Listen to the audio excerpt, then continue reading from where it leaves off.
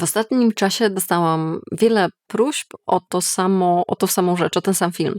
Mianowicie, jak poradzić sobie po spotkaniu, jak dojść do siebie po spotkaniu, które jest super nieproduktywne, bardzo niemiłe i nieprzyjemne, i ta wymiana gdzieś była, ten kontakt z jakąś osobą, gdzieś była taka toksyczna i bardzo, bardzo trudna do przejścia. I potem w tych mailach dostałam taką dalszą historię, że potem wracam do domu, staram się gdzieś ogarnąć swoje myśli, nie myśleć o tej osobie i tym spotkaniu, ale jednocześnie nie wychodzi mi to. Jak do siebie wrócić? Jak jakoś tak odzyskać te swoje siły i energię?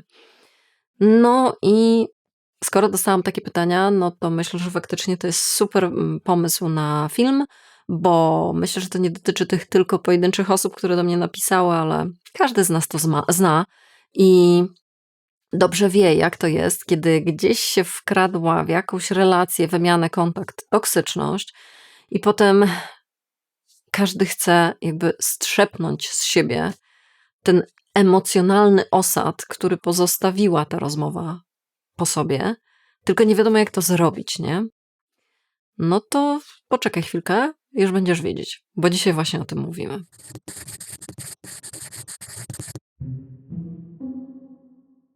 Ale najpierw sobie odpowiemy na pytanie, dlaczego podejścia. No, już próbuję o tym nie myśleć, ale tak trochę mi nie wychodzi. Staram się myśleć o czymś innym, ale to różnie bywa i tak dalej, i tak dalej. No, już ci tłumaczę, dlaczego to nie zadziała. Dlaczego ta metoda jest tutaj po prostu niedopasowana do tej sytuacji.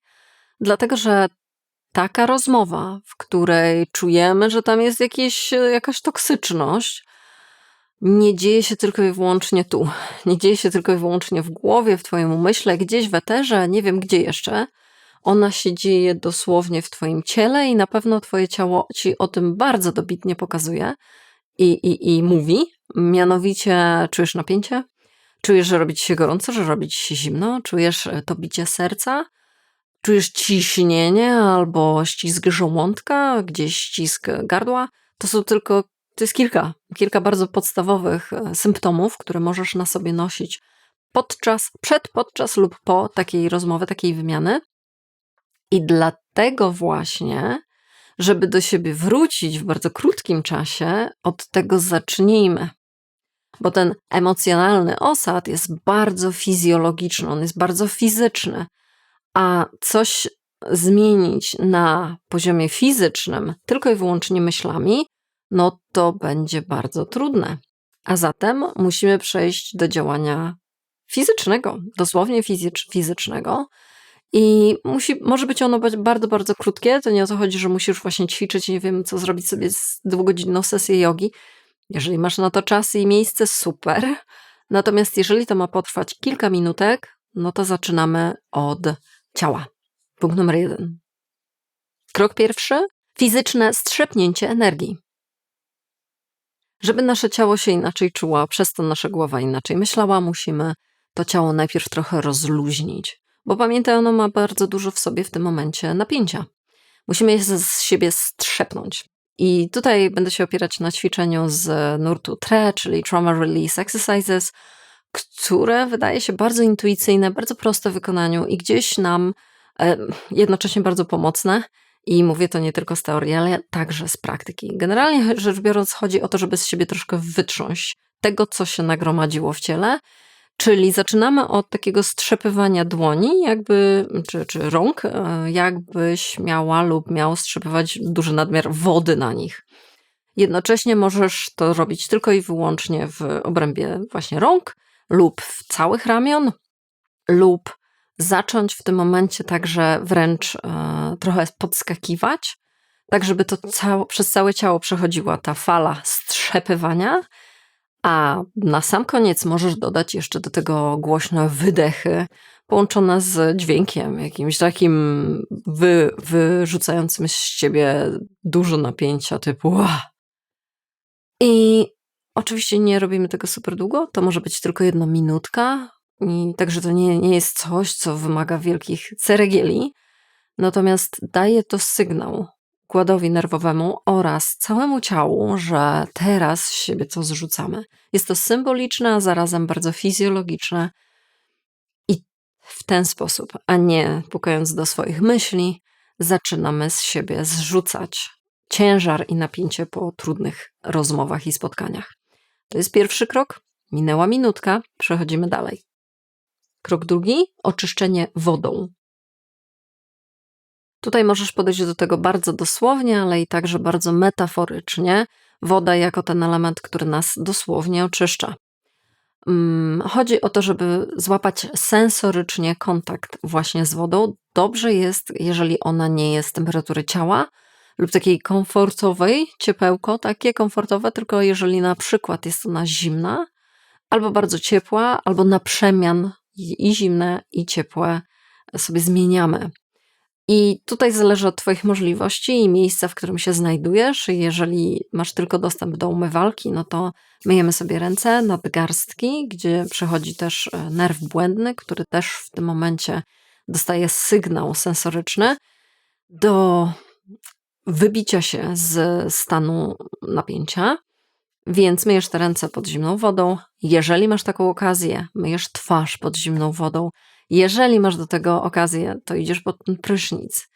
I tak jak mówię, może być to metaforycznie, więc możesz włączyć w to wyobraźnię, w której sobie wyobrażasz, że ten emocjonalny osad siedzi na tobie, a woda go zmywa.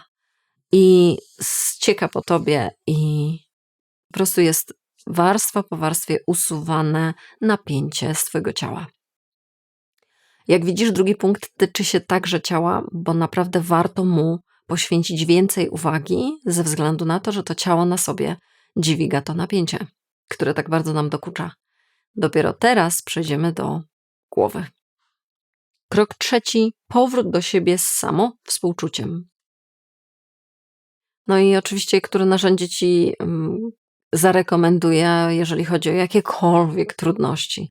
Czy to po spotkaniu toksycznym, czy po rozmowie, która była super wyczerpująca z twojej strony, czy po jakichkolwiek przeżyciach, no, takim plasterkiem będzie samowspółczucie. I tutaj proponuję ci ćwiczenie zapożyczone od Kristin Neff i cała jej praca jest naprawdę godna polecenia, wszystkie jej książki.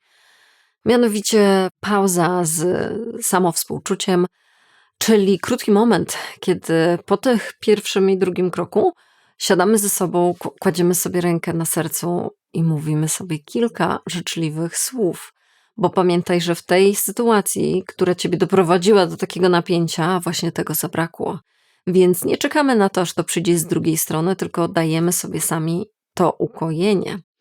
Czyli może to wyglądać w ten sposób, że kładziemy sobie rękę na piersi i mówimy: okej, to był trudny moment dla mnie.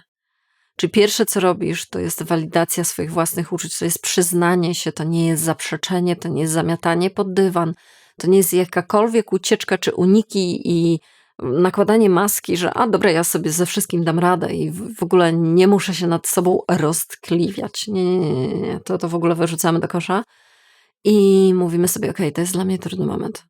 To była bardzo trudna wymiana. To był trudny kontakt. To była trudna rozmowa. Przyznajemy, stwierdzamy fakty, jednocześnie akceptując tą rzeczywistość, że ona faktycznie była trudna. Drugi punkt. Nie jestem w tym sam. Nie jestem w tym sama. Tak bywa. Tak często bywa, nie tylko ja tak mam. Czyli odwołujemy się do tego, że to nie jest ze mną coś nie tak, że ja tak to przeżywam, tylko to jest naturalne, że ludzie bardzo często przeżywają rozmowy, w których mają uczucie, że właśnie noszą na sobie jakiś emocjonalny osad, które to rozmowy są niekonstruktywne, są niszczycielskie, są toksyczne. Tak bywa. Wśród nas, ludzi, po prostu tak bywa. Niekiedy nikt tego nie planuje. Niekiedy wcale nie trzeba jakichś super złych intencji, żeby tak się stało. Tak po prostu bywa. Czyli drugi punkt samowspółczucia to jest łączenie się z ogólnoludzkim doświadczeniem, jakim są trudności, na przykład emocjonalne. I trzeci punkt tej przerwy ze samowspółczuciem to jest bardzo konieczny punkt, czyli dalej sobie oddychamy i mówimy sobie: okej, chcę być dla siebie życzliwa, chcę być dla siebie pomocna, chcę siebie teraz wesprzeć. Może być to, czyli jakby nakierujemy intencję, że ja nie chcę komuś zaszkodzić, ja nie chcę teraz, nie wiem, wywoływać wojen. To, co ja chcę zrobić, to sobie pomóc. I to wszystko możemy jeszcze zwieńczyć pytaniem, jak bym mogła sobie teraz pomóc? Co by było dla mnie teraz wspierające? Czego teraz potrzebuję? I to może być tak prosta odpowiedź jak szklanki wody, albo rozmowy, albo może jakiegoś wypisania się w dzienniku, pamiętniku, albo może jeszcze troszeczkę więcej tych ćwiczeń, albo jeszcze jednego prysznica i to też będzie ok.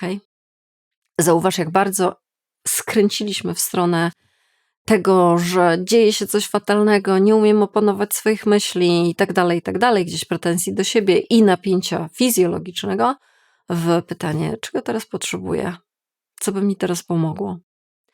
Czyli stajemy się przyjacielem dla siebie i wobec siebie bardzo współczującą osobą. To jest wielka wygrana. To jest wielki czynnik, który absolutnie może zmienić każdą trudną, toksyczną sytuację w konstruktywną i życzliwą. To jest gigantyczna zmiana. Oczywiście na marginesie muszę powiedzieć, że życzliwość wobec siebie może być wyzwaniem samym w sobie. Co więcej, może być wręcz nawet tym czymś, co wyzwala to napięcie i to napięcie powraca. Jeżeli tak jest, to zapraszam Cię do innych filmów na tym kanale, bo o tym mówiłam nie wiem ile razy, ale bardzo, bardzo dużo. Natomiast jeżeli chcesz to przegadać gdzieś w Twoim indywidualnym kontekście, to zapraszam na spotkanie 1 na 1 online, a także na newsletter, ponieważ tam raz w tygodniu dzielimy się i opisuję Ci właściwie ten sam temat, właśnie jak sobie dać spokój, jak sobie pomóc, tylko że ciągle staram się mówić o tym samym z różnych stron, zaatakować ten temat. Także zapraszam, wysyłam go w niedzielę wieczorkiem na zwieńczenie tygodnia. I myślę, że tak podsumowując ten dzisiejszy cały film i trudności wynikające właśnie z toksycznych wymian i tego, jak do siebie wrócić, to powiedziałabym, że tego typu toksyczne sytuacje są trochę jak pogoda. Ten deszcz będzie padał, nawet jeżeli nie lubisz deszczu i nawet jeżeli nie lubisz tych chmur takich ciężkich, wiszących i to nie jest nic przyjemnego i marzniesz i przemakasz, to one będą się zdarzać. To jest taka norma, którą warto przyjąć i jednocześnie to nie jest koniec historii. Musimy jednocześnie podczepić pod to część dalszą, a część dalsza mówi, to skoro jest tak nieprzyjemnie i skoro już ten deszcz, ta lawina spadła, to chcę o siebie zadbać. To chcę sobie w tym momencie pomóc. Jak mogę sobie pomóc? No, po pierwsze opiekując się ciałem, przechodząc przez pierwsze 2 punkty, a potem sięgając po narzędzie, metodę cud. Jeżeli jest jakakolwiek metoda cud, to jest właśnie to samowspółczucie, autoempatia. I taka chwila, tak? To znowu może być na zasadzie 1 minutki, kiedy sobie siedzisz i mówisz kilka życzliwych słów. To nie musi być długie, gdzieś w jakiś sensie przytłaczające. Absolutnie nie. To chodzi o sekundę. Daj mi znać w komentarzu, które to sytuacje, jakie to wymiany, z kim, w jakich kontekstach właśnie wpływają na ciebie w ten sposób, że gdzieś czujesz na sobie ten osad całej tej toksycznej wymiany, który dobrze by było zmyć, strzepać w jakiś sposób z siebie. Co to są za sytuacje?